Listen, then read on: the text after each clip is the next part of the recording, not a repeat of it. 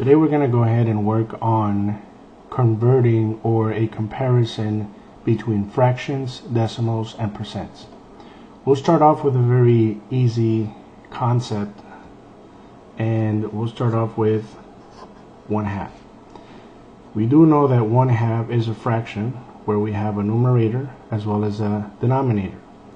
But what we also know by common knowledge is that 1/2 represents 50% of anything. With relationship to a dollar, 50% of a dollar is 50 cents, or half of a dollar is 50 cents as well. We also know that the concept of 1/2, which equals 50%, it is also equal to what we just mentioned, 50 cents. Now, how do we put 1/2, 50%, and 50 cents mathematically from one to another? Well, very simple. With our 1/2, we know that we're going to go ahead and do what the problem says, 1 divided by 2. Now, many of you, when you start writing the 1/2 or the 1 divided by 2 using long division, there's a tendency to either write the 1 outside or the 2 outside, or the 1 inside or the 1 outside. Very easy technique that you want to go ahead and kind of tell yourself is basically, when you start off, you want to go ahead and write the first one in and the last one out. There's no way you can make a mistake if you say this. So you obviously start off with the first number on top, which would be the first number you're going to read, which is 1/2. So you would say the first number goes inside, the last number goes outside. Now, we're going to ask ourselves, can 2 go into the 1? We know that 2 is greater than 1, so 2 cannot fit into the 1, which means we're going to increase this number here inside. How do we do that? By adding a decimal 0. Now we're going to ask ourselves, can 2 go into the 10? Obviously it can, and we know that it can go into it 5 times. 5 times 2 gives me a total of 10, and when I do my subtraction, I end up with 0.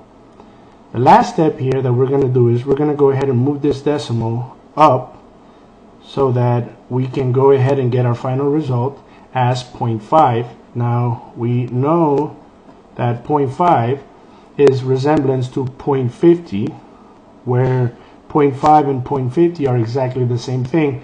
This 0 is really irrelevant, but using it for money, we know that this is 50 cents, where 0.5 is also equal to 0.50, where 0.50 is 50 cents.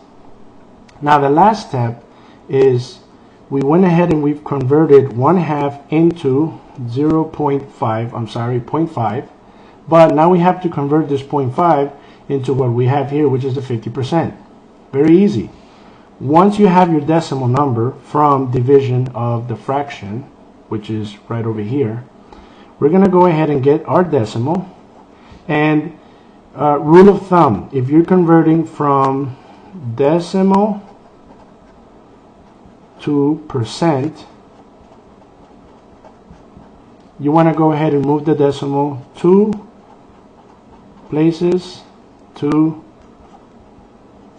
the right, which means at 0.5, which is what we got here, which is the same, we're going to move this decimal once and twice to the right, according to this, which means our decimal is no longer here, but rather over here.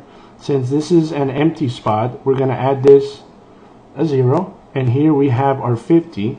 Now our final result would be 50, and you know that this is percent.